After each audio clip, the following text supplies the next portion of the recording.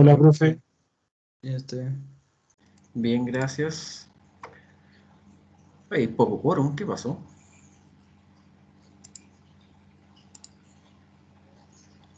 Hay muchos trabajos, profe.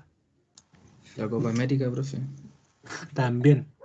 ¿Qué tiene? Ah, ya. ¿Y quién juega? Pero mañana es lo importante, hoy día, ¿no? Hoy día juega Colombia y Venezuela. Ah, Y Brasil, más rato, a las 8. ok. Ya. Bueno, será. Les voy a subir ahora un ejemplo, otro ejemplo de cálculo de perfil para que lo revisen, porque no puedo perder más tiempo desarrollando ejercicios. Y de todas maneras sale todo explicado. Sobre todo porque ahora se aprobó el lunes como feriado. Y más el otro lunes, que el 28, que también es feriado, por lo tanto ya son 2 clases menos. Así que les voy a subir nomás el ejercicio para que lo puedan revisar, lo pueden desarrollar ustedes después. Pero Profe, está paso a paso. Sí, dime. disculpe una consulta. ¿Le mandaron un correo a usted avisándole del lunes o todavía no es oficial? Es que ya... Sí, pues de hecho es oficial, políticamente oficial. Claro, exactamente. Entonces, si es feriado a nivel nacional, es feriado en todos lados. No tiene nada que comunicar en realidad. Ah, ya. Sí, lo que pasa es que teníamos prueba el lunes, por eso le preguntaba. Con otro Ah, profe. se saltaron.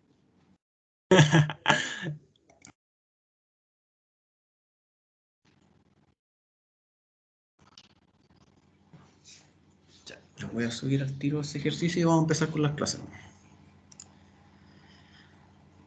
Vamos a cambiar ahora la materia. Vamos a ver el tema que se llama obra hidráulica, que tiene que ver más que nada con movimiento de fondo, sedimento y partículas.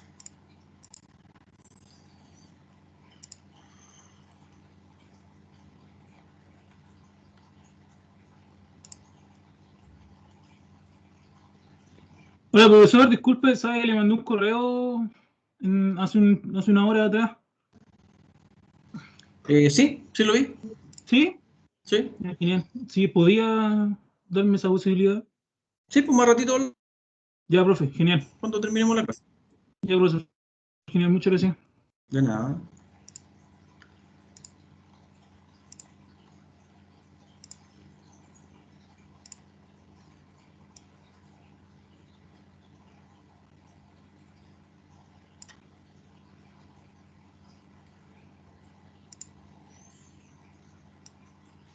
Ya, el archivo se llama canal rectangular y perfil ejemplo. Lo subí para que lo puedan revisar. Ya ahí aparece paso a paso todo el desarrollo y todo el cálculo. Ya, para que lo puedan echar una mirada y corresponde igual a toda la materia que ya hemos visto y hemos repasado.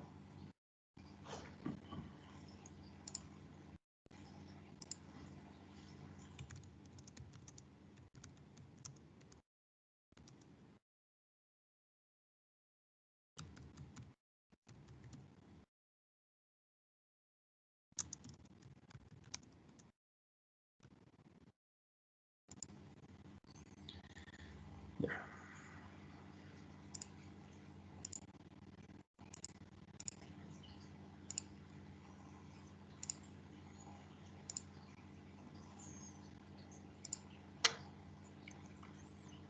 Ya, entonces ahora nos toca ver obras hidráulicas.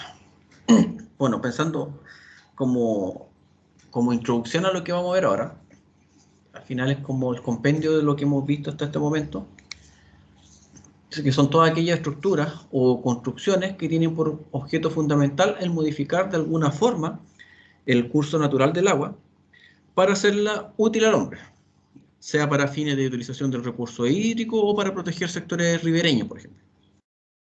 En este caso, las o las avenidas, que también se llaman.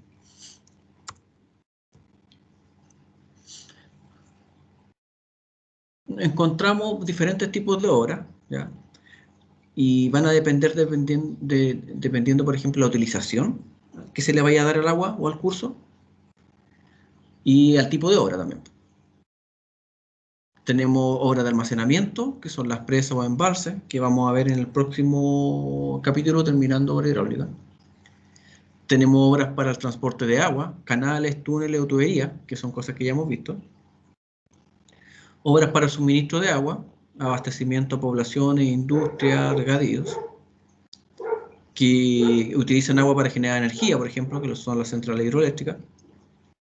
Obras de defensa,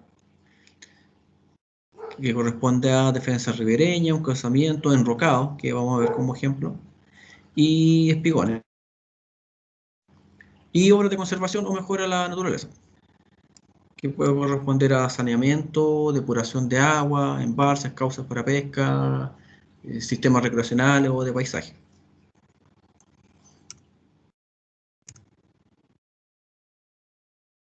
Un ejemplo de un desarrollo hidroeléctrico, ¿ya? Por ejemplo, la cuenca del río Maule.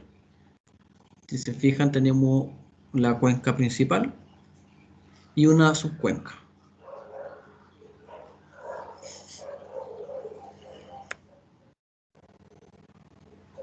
Embalse Colbún, ya que se generó este embalse para uso en riego y para la generación de energía eléctrica.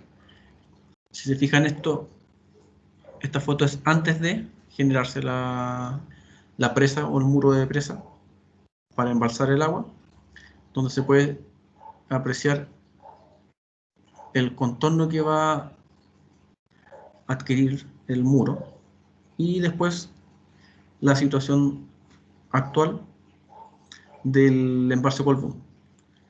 Tiempo de construcción de esta obra hidráulica, 5 años aprox.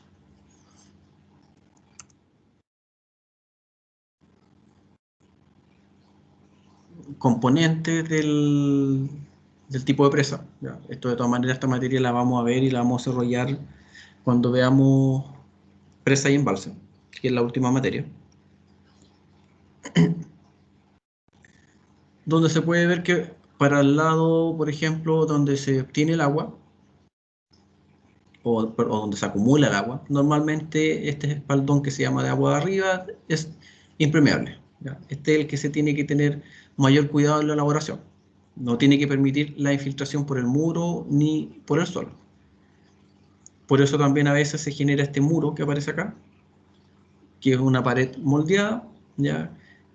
Que llega justo hasta la roca base para no permitir el flujo de agua también bajo la presa.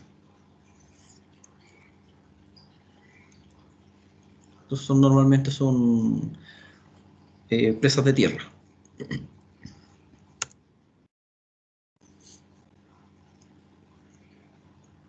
Siguiendo con el ejemplo de la presa de Colbún, ¿ya? Y obra anexa. Esto corresponde al túnel de desvío, ¿ya? Ahí se pueden fijar en la envergadura.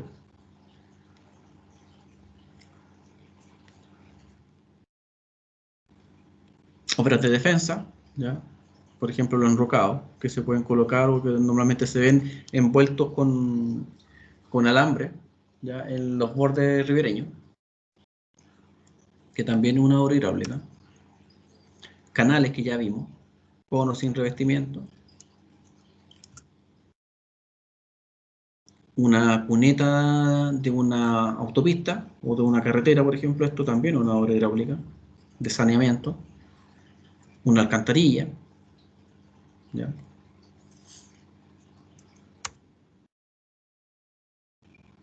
Sistema de control de avenida o de crecida.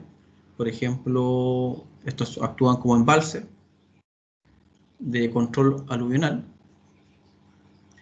Piscinas de decantación también, ¿ya? Que al final son los mismos, si se fijan cómo actúan estos, controlan la llegada del agua y la van entregando a otro embalse que se encuentra agua abajo. Por lo tanto, el agua no fluye directamente desde un punto hasta otro, sino que frena y va regulando el caudal que llega hasta el punto final. Dentro de la obra hidráulica tenemos las zonas inundables. ¿Qué son estas zonas inundables? Son las que, como consecuencia de la geografía, ¿ya? dependiendo de la acumulación de nieve, las precipitaciones que se vayan generando en la época invernal,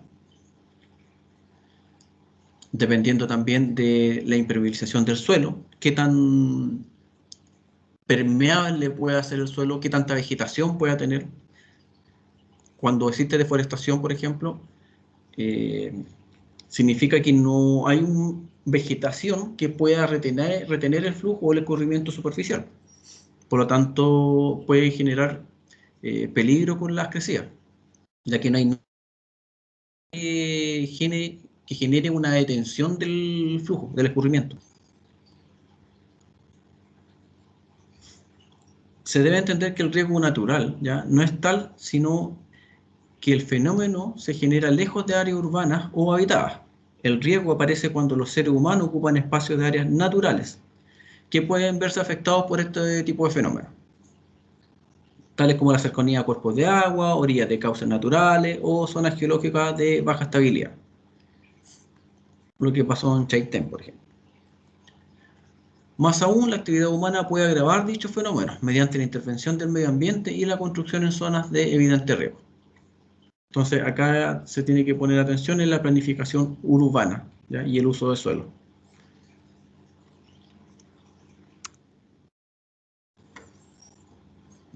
Las inundaciones se refieren al proceso natural en que el agua cubre terrenos o depresiones que están habitualmente secos, principalmente por precipitaciones intensas. Recuerden que la precipitación intensa es un mismo volumen de agua en un corto periodo de tiempo. Entre más corto el periodo de tiempo, más aumenta el volumen de agua que precipita. Eso lo vimos cuando desarrollamos los ejercicios según el tiempo de concentración. A medida que el tiempo de concentración era menor, quiere decir que la misma cantidad de agua llegaba a un punto en un tiempo corto, aumentando el volumen de la crecida.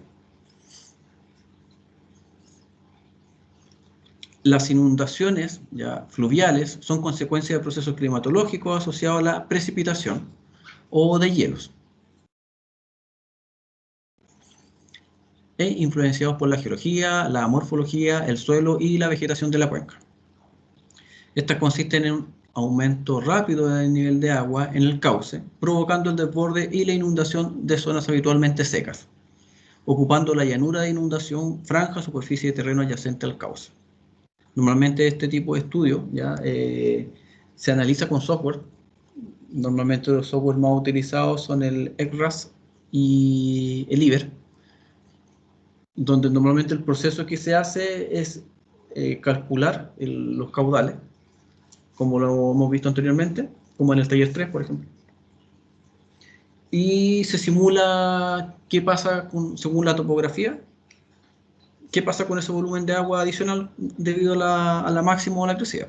Y ahí se muestra la simulación de todo lo que abarca esa agua que está en y qué zona o qué área va a inundar.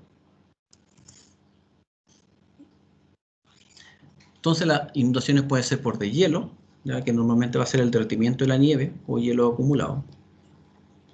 La precipitación es intensa, ¿ya? Que normalmente son poco frecuentes, pero que saturan rápidamente el suelo y producen gran cantidad de escorrentía superficial. Recuerden que si es más intenso, es mayor cantidad de agua en un corto periodo de tiempo. Por lo tanto, el suelo normalmente, si ocurre eso, no es capaz de infiltrar toda esa cantidad de agua. Por lo tanto, como no es capaz de infiltrar a la misma velocidad de la intensidad, va a terminar en un escurrimiento superficial. La impermeabilización. El aumento de la área impermeable en una cuenca aumenta la escorrentía superficial, generando aumento de los caudales de los cauces y posibles inundaciones. Esto es más que nada porque la área que dejan de ser impermeables, normalmente por las urbanizaciones, se generan muchas áreas planas, ¿ya? Donde el agua escurre sin control alguno, sin frenarse. Y la deforestación, obviamente, ¿ya? La tala de árboles, arbustos y la desaparición de la vegetación en general provoca la disminución de fenómenos de abstracción o retención del agua.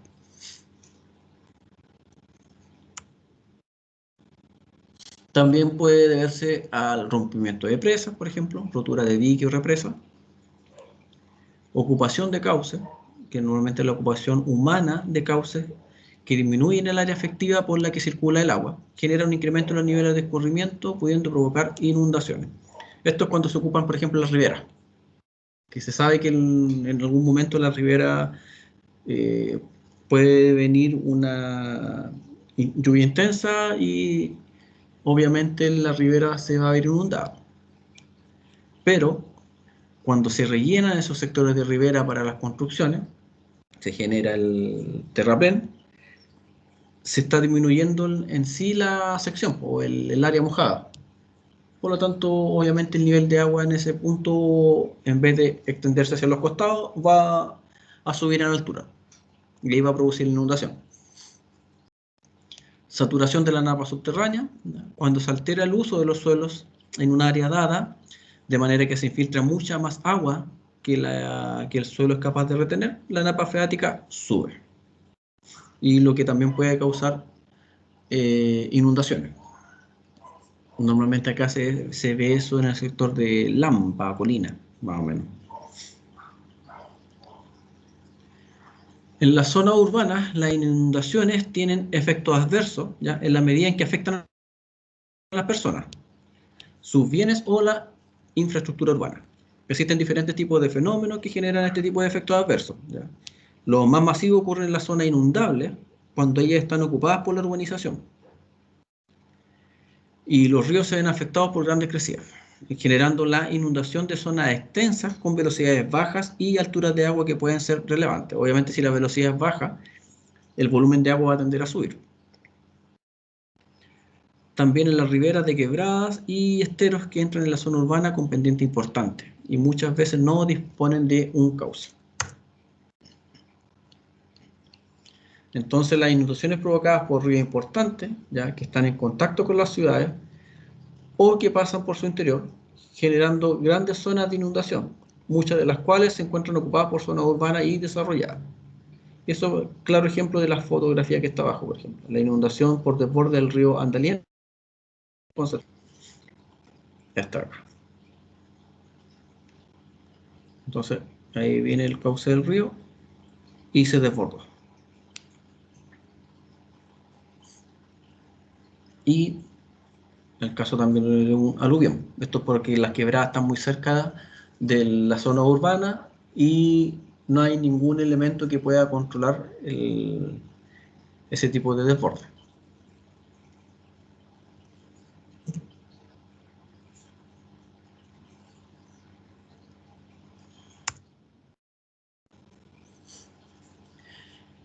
El caso más básico de inundación urbana corresponde a las provocadas por lluvia, que precipitan sobre la misma ciudad que drena hacia las zonas bajas, en las cuales no existe la infraestructura suficiente para evacuar las aguas que reciben. Esto es simplemente de la misma zona, ni siquiera es por el desborde de un cauce, sino que colapsaron los sistemas de drenaje y agua y lluvia.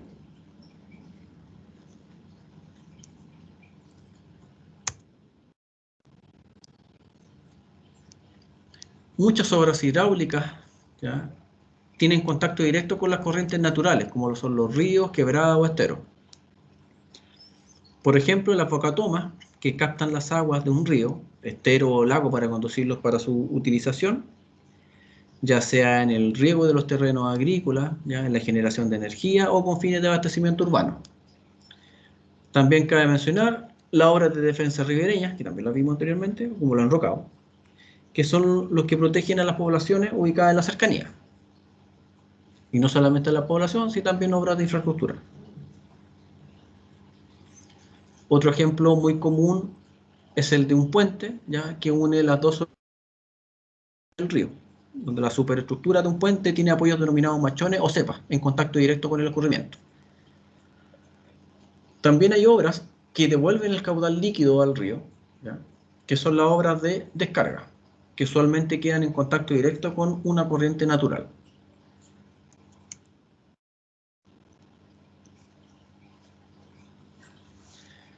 Todas estas obras tienen contacto no solo con el caudal líquido de la corriente natural, sino que también con las partículas sólidas del suelo que arrastra la corriente. También las construcciones quedan sometidas a la acción erosiva de la corriente líquida, que tienen contacto directo con ella, y la socavación del terreno circundante a las obras. Entonces resulta importante analizar la capacidad que tiene una corriente líquida de arrastrar partículas de suelo y de erosionar el lecho fluvial. Es decir, el agua que fluye no solamente va a ser líquido, sino que también va a tener un componente sólido a través del arrastre de suelo que vaya provocando. Entonces aquí nos estamos refiriendo al fenómeno de acarreo de sólidos, ¿ya?, de una corriente líquida. Y puede establecerse que hay dos maneras del movimiento de los sedimentos, que puede ser el acarreo en suspensión y el acarreo de fondo. Por lo tanto, los sólidos pueden ser acarreados a través del fondo, del cauce o del lecho, o más allá del fondo, sino que en la parte casi superficial. Entonces aquí entra el concepto de gasto sólido.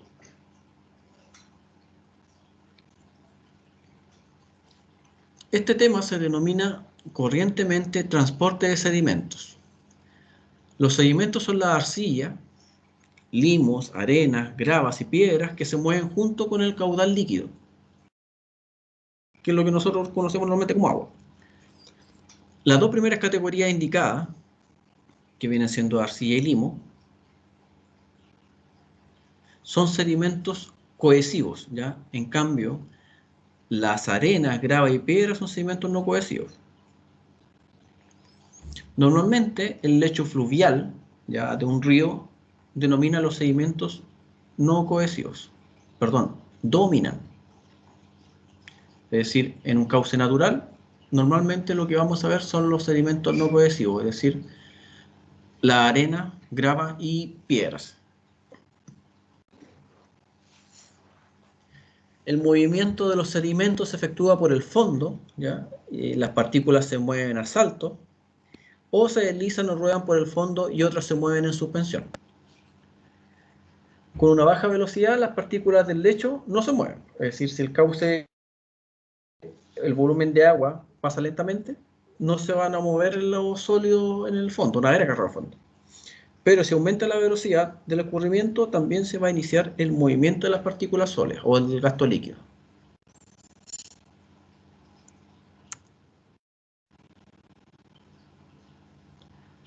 El acarreo en suspensión o gasto sólido en suspensión, estas partículas se mezclan con el caudal líquido formando una mezcla que se mantiene por la turbulencia del flujo. Es decir, el movimiento o la velocidad del agua es tan turbulento, tan rápido, tan fuerte que el sólido no alcanza a decantar, se mantiene en suspensión. Son mucho más abundantes, ¿ya?, que el gasto sólido de fondo, pero son de gran movilidad y pasan en general a través de las estructuras hidráulicas, o bien se depositan pero son fácilmente removilizadas, excepto en grandes estructuras como las presas. Ahí no alcanza la superficie. Las presas, el muro de la presa es tan elevado el vertedero que en realidad el elemento sólido en suspensión no alcanza la superficie. Pueden también producir abrasión en ala de turbina y también en bombas, dependiendo del tamaño de la partícula o del grano.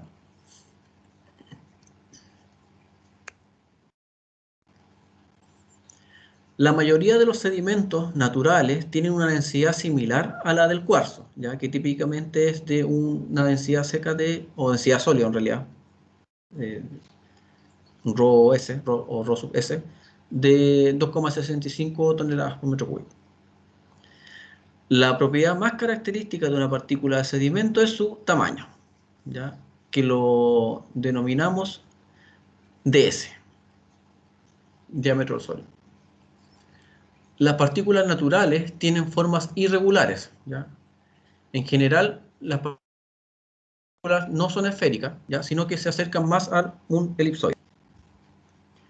El tamaño de S puede definirse básicamente de tres maneras.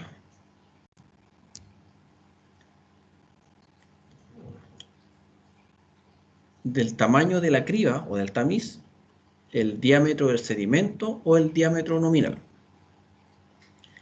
Si una partícula pasa ya por el cuadrado, por ejemplo, de 2 milímetros del lado, pero no pasa por el cuadrado más pequeño que sigue, que vendría siendo la de 1 milímetro, se puede asegurar que el ds está entre 1 y 2 milímetros.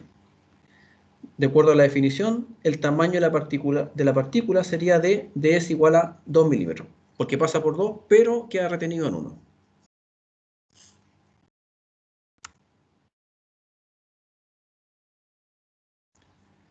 Entonces, con propiedades podemos ver que la típica de los sedimentos, según lo que vimos anteriormente, es de 2,65.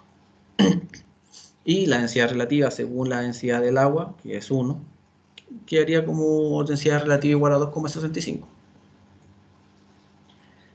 El tamaño característico del sedimento, que dijimos que era D sub S o ds, se define mediante una curva granulométrica, es decir, se tiene que hacer una granulometría del lecho fluvial para saber qué tipo de elemento cuento en el fondo.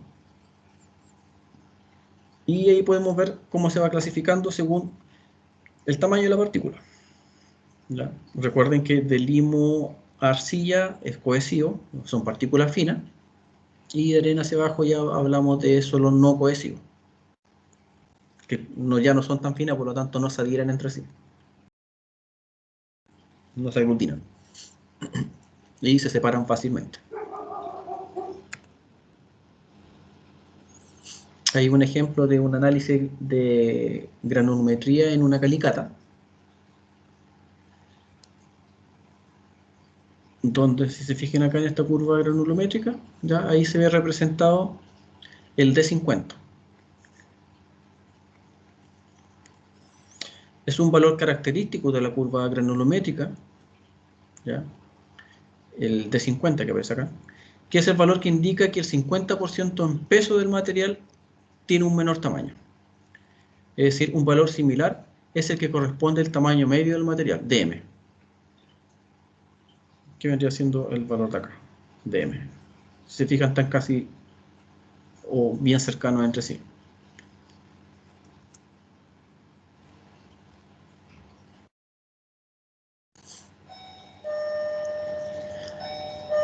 Gasto sólido, arrastre de cuerpos flotantes, ¿ya? Corresponden a ramas, hojas, basura y otros elementos diferentes a los sedimentos de los cauces, pero que también deben ser evaluados, pues ellos podrían obstruir o limitar el uso de estructuras hidráulicas.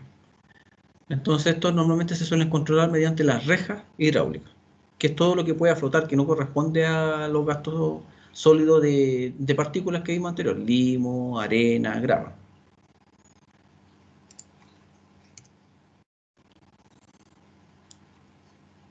Chiquillos, esperen un momento, vuelvo al tiro. Bueno,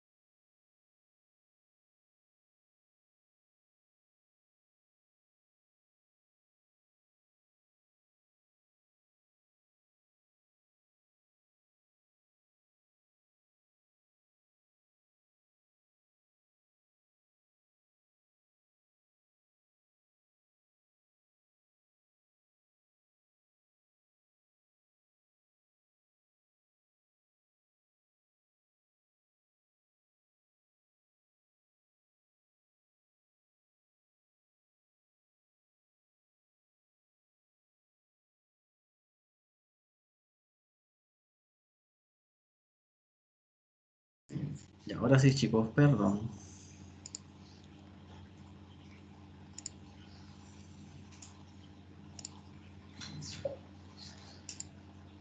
Ya, retomando. Ya, entonces estábamos con los cuerpos flotantes, ya que también son parte de gasto sólido, ya, pero no corresponden a las partículas de sola.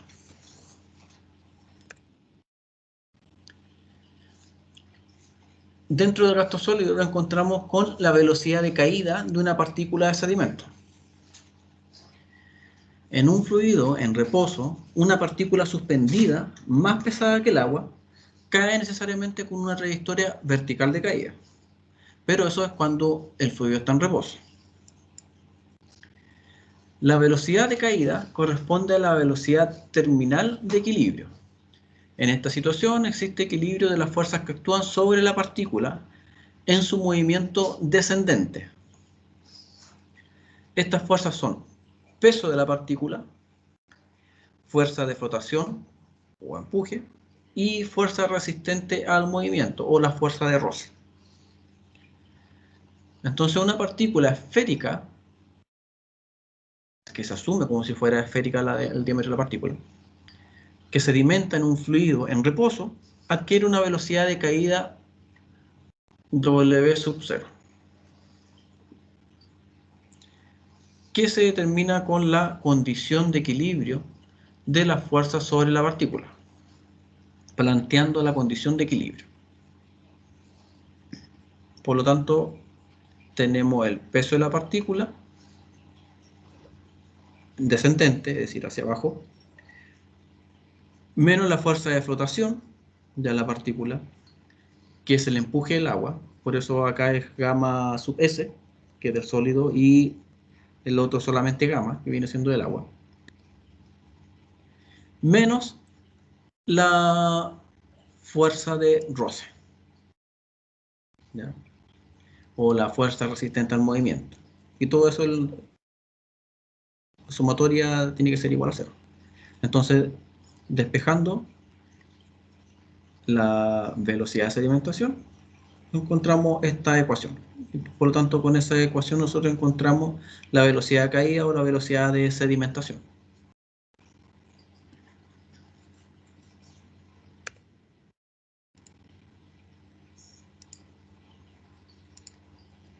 Esta ecuación.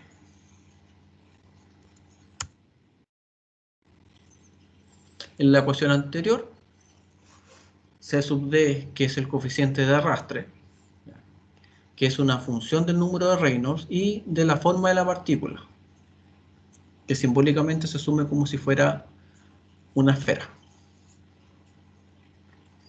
Entonces el coeficiente de arrastre corresponde a esta ecuación y también a la forma de la esfera o de la partícula. Si el número de Reynolds es menor de 1, ¿ya?, el flujo en torno a la partícula es laminar. Y si el número de Reynolds es mayor de 1000, el flujo en torno a la partícula es turbulento. Entonces las partículas de sedimentos tienen en general formas irregulares y a menudo también angulosas, a veces también como discos. Y el coeficiente de arrastre, CD, es normalmente mayor que el valor de las partículas esféricas. Para arenas y gravas, la expresión simple y aproximada para el coeficiente de arrastre es esta. Siempre y cuando el número de Reynolds, que tiene que ver con la velocidad de sedimentación, el diámetro y la viscosidad, es menor a 10.000.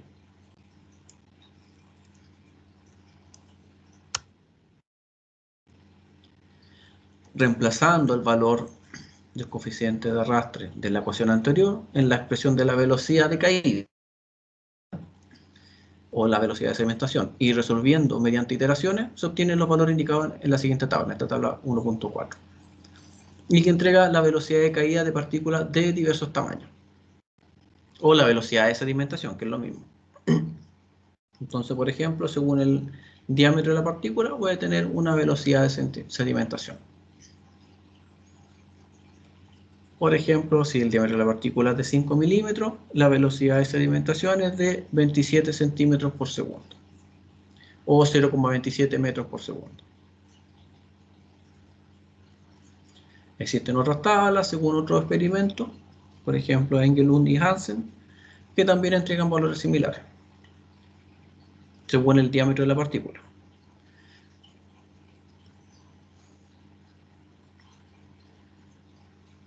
Y nos da la velocidad.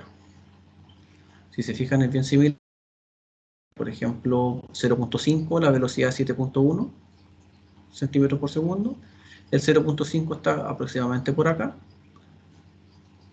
Está comprendido entre el 5 y 10. ¿Ya? Entonces son valores similares.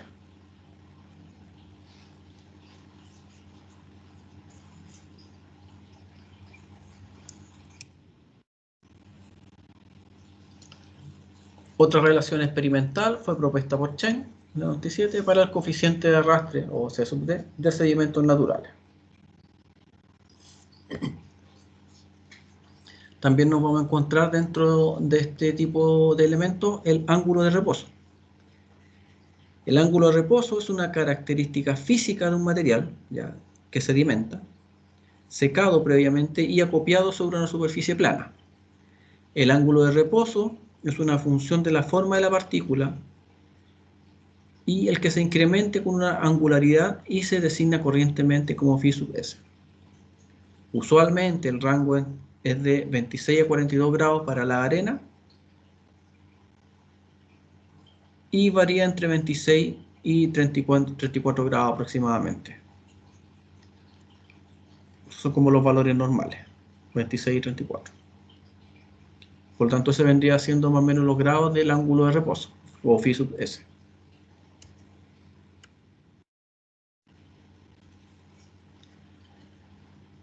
Las fuerzas actuantes sobre las partículas de sedimento son las que aparecen acá y las que vimos anteriormente dentro de la ecuación de equilibrio, cuando igualábamos a cero. Una partícula de sedimento en el fondo de un canal no revestido o formando parte del material fluvial del lecho de un río, ¿ya? Al existir un escurrimiento queda sometida a varias fuerzas que la tratan de movilizar. Y estas son las fuerzas de gravedad o las fuerzas de peso, la de flotación o de empuje, la fuerza de arrastre y la fuerza de levante.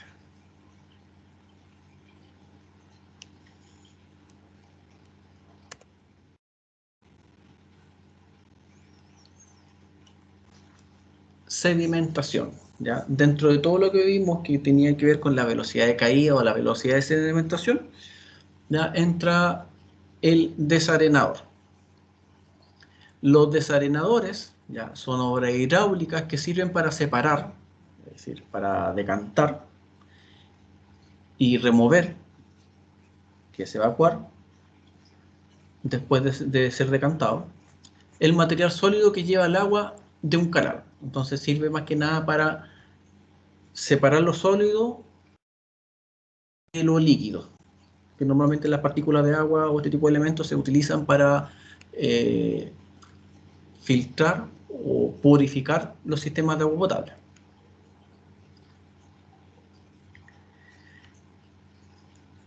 Según la CEPIS de la Organización Panamericana de la Salud, afirma que es un componente destinado a la remoción de las arenas y sólidos que están en suspensión en el agua mediante un proceso de sedimentación, es decir, a la velocidad de caída de la partícula.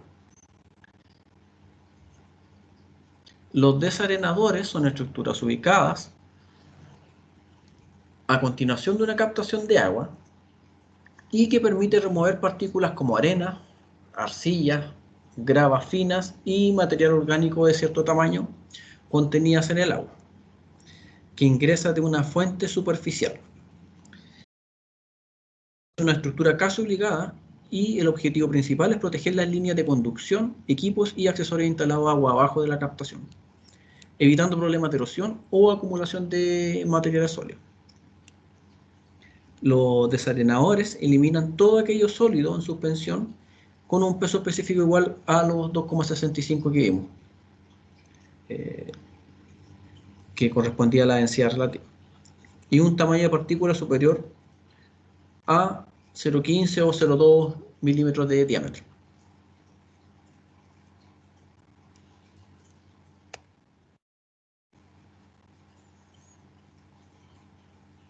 Esa es como la figura principal de un desarenador.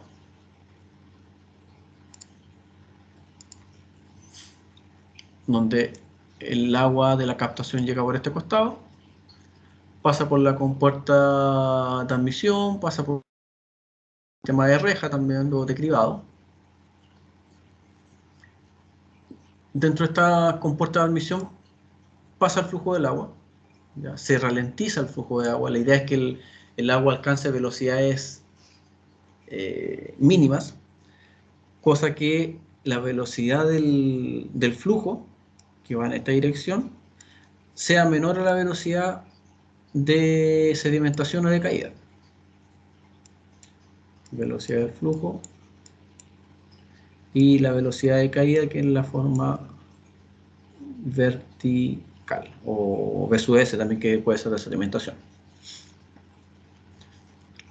Entonces, en este trayecto o en esta longitud,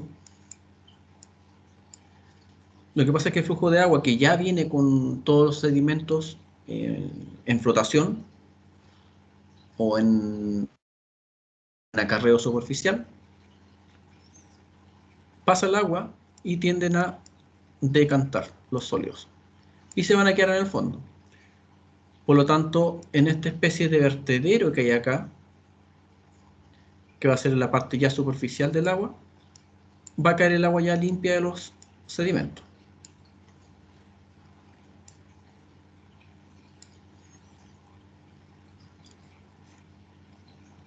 Y después acá hay otro tipo de compuerta, que viene siendo la compuerta de lavado, cuando ya se aprovechó toda el agua, se cierra esta compuerta y se deja fluir y se saca todo el agua con los sedimentos que se encuentran o que se quedaron atrapados en el desarenador. Y aquí ya se va el agua, digamos que tratada.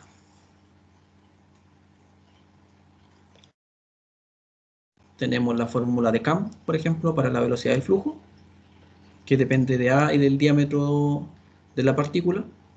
Acá tenemos los valores de A y D. O también la fórmula de Owens,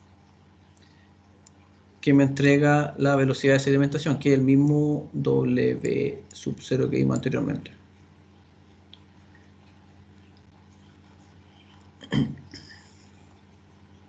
También podemos encontrar la velocidad de Scotty, ¿ya? Que también entrega el W sub 0. Y va a depender del diámetro de la partícula. Entonces tenemos dos clases de desarenadores o sedimentadores, que va a ser en función de su operación, es decir, si es desarenador de lavado continuo, ¿ya? Que es aquel en el que la sedimentación y evacuación son dos operaciones simultáneas, es decir, a medida que va entrando el caudal acá, se va abriendo esta compuerta de lavado para que vaya saliendo el material en el fondo y también se va depositando el caudal que ya fue lavado. O los de lavado discontinuo o intermitente, que almacena y luego expulsa los sedimentos en movimientos separados. Y también en función de la velocidad de escurrimiento. De baja velocidad, es decir, la velocidad del flujo es menor a 1 metro partido por segundo, normalmente 0,2 a 0,6, y de alta velocidad, mayor a 1 metro por segundo. Aquí se encuentran los valores de K, que son corrección debido a la turbulencia, ¿ya? Y la mínima profundidad práctica, ¿ya? La cual para velocidades entre 0,2 y 0,6 puede asumirse entre 1,5 y 4 metros. Es decir, ese vendría siendo como la profundidad o la altura para un sedimentador de baja velocidad, que son los más utilizados.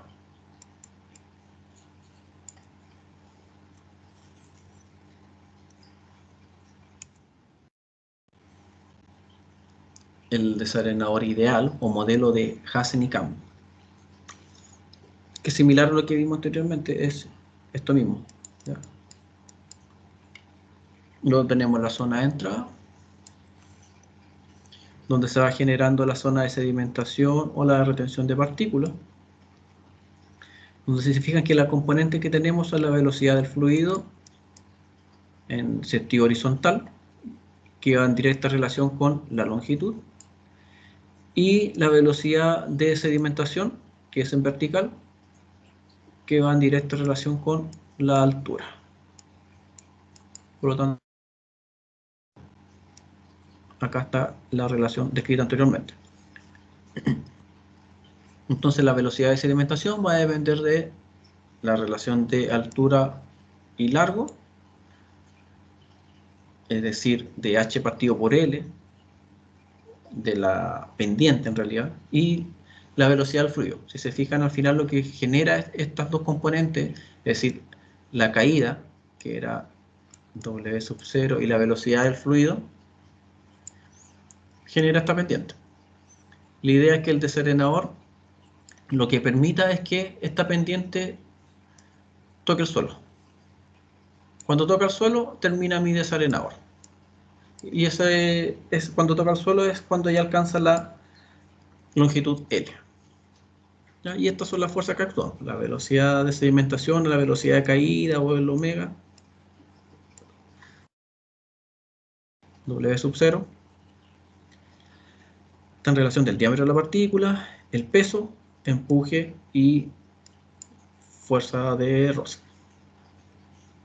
El número de Reynolds va a depender entonces de la velocidad de sedimentación, diámetro y viscosidad. Esta es la ecuación que ya vimos. Si se fijan, son la misma.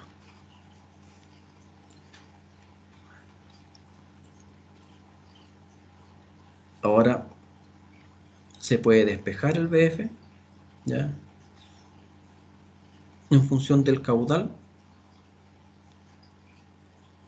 unitario, Q partido por B. Por lo tanto, haciendo las mismas relaciones de la velocidad del fluido, porque recuerden que la velocidad del fluido tiene que ver con la ecuación de continuidad, Q igual A por B. Por lo tanto, la velocidad del fluido, en este caso, es igual al caudal partido por el área. Y la velocidad de sedimentación va a ser igual al caudal también por el área. Por lo tanto, la longitud va a depender del caudal, de la velocidad de sedimentación y del ancho del elemento del desarenador.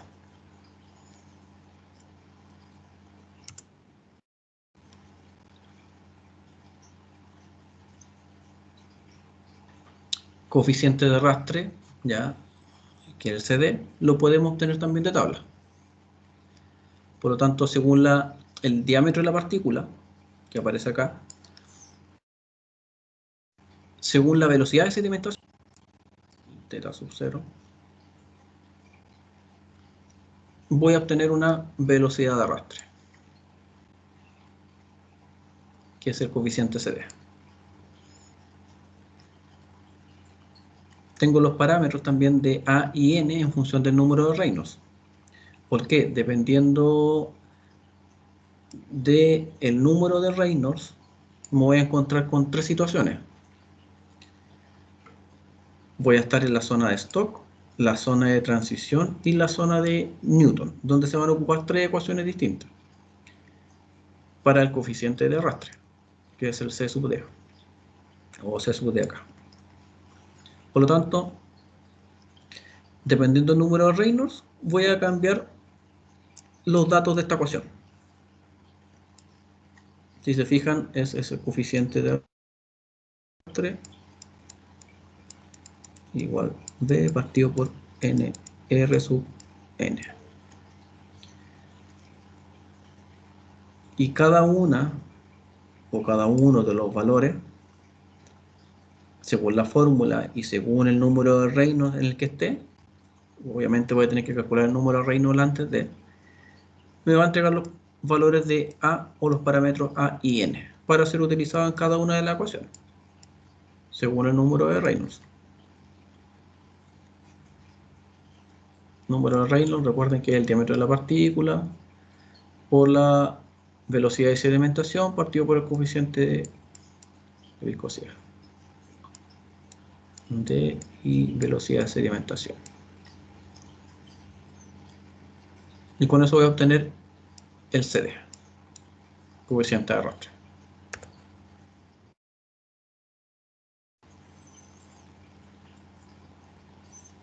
Ya, vamos a hacer un descanso porque esto de acá lo vamos a ver como un ejemplo de taller y vamos a desarrollar también un ejercicio de la materia anterior que no les pasé, que es de las compuertas. Así que descanso un rato, chiquillos, unos 10 minutitos y volvemos. Poca, profe.